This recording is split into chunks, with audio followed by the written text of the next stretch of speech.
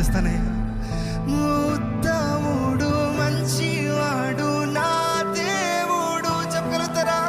ప్రతిరోజు రుచి చూచి ఆనందింతును, యథార్థముగా స్తుతి పాడేదను, యథార్థముగా